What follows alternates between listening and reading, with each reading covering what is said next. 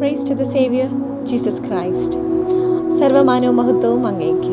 Each of us hold an identity in our life, both personally and professional level. Today, I wish to reflect on some thoughts, our identity in Christ. What is our identity in Christ? Once നമ്മളൊരു professional identity create ചെയ്ത് കഴിയുമ്പം so we are become accountable and responsible for certain things. Same way നമ്മൾ ക്രിസ്തുവിൻ്റെ identity receive ചെയ്ത് കഴിയുമ്പം നമ്മളും ചില കാര്യങ്ങൾക്ക് അക്കൗണ്ടബിൾ ആൻഡ് റെസ്പോൺസിബിൾ ആകുകയാണ്. സോ എന്താണ് നമ്മുടെ ഐഡൻറ്റിറ്റി ക്രിസ്തുവിലുള്ളത്? നമുക്കത് നോക്കിയാൽ the first thing is loved and accepted. In Christ we are deeply loved by God, not because of what we do, but because of who is He.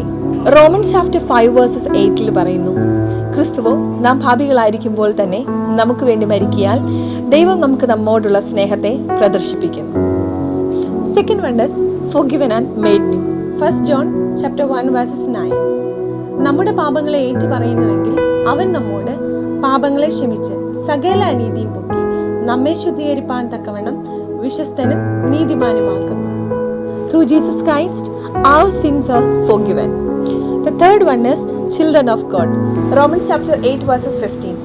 നിങ്ങൾ പിന്നെയും ഭയപ്പെടേണ്ടതിന് ദാസ്യത്വത്തിന്റെ ആത്മാവിനെയല്ല, നാം അബ്ബാ പിതാവേ എന്ന് വിളിക്കുന്ന പുത്രത്വത്തിന്റെ ആത്മാവിനെ അത്രേ പ്രാപിച്ചത്. Believers are adopted into God's family and called His children. The fourth one is chosen and purposeful. Ephesians chapter 2 verses 10.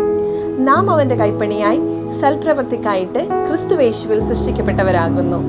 നാം ചെയ്തു പോരേണ്ടതിന് ദൈവം അവ മുന്നൊരുക്കിയിരിക്കുന്നു. We are chosen by God to live purposefully and fulfill His plans. Fifth one, set free and empowered. Romans chapter 8 verses 1 and 2. ആകയാൽ ക്രിസ്തുവേശുവിലുള്ളവർക്ക് ഇനി ശിക്ഷയില്ല.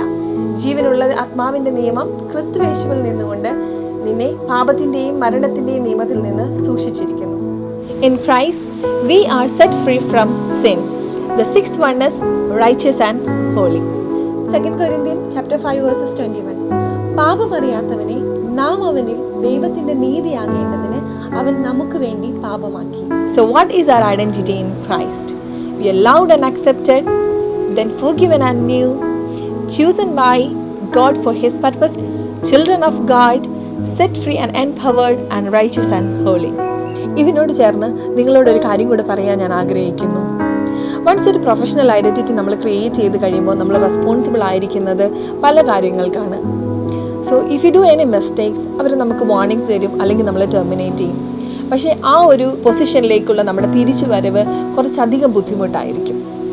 പക്ഷെ നമ്മൾ തിരിച്ചു വന്നേക്കാം കുറച്ചധികം സ്ട്രഗിൾസിലൂടെ. സ്വന്തമായവരവനെ സ്വീകരിക്കാതിരുന്ന സമയത്ത് ജാതികളായിരുന്ന നമ്മെ അവൻ തെരഞ്ഞെടുത്തത്.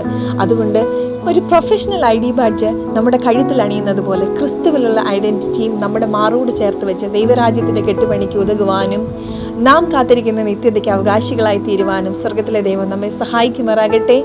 God bless you.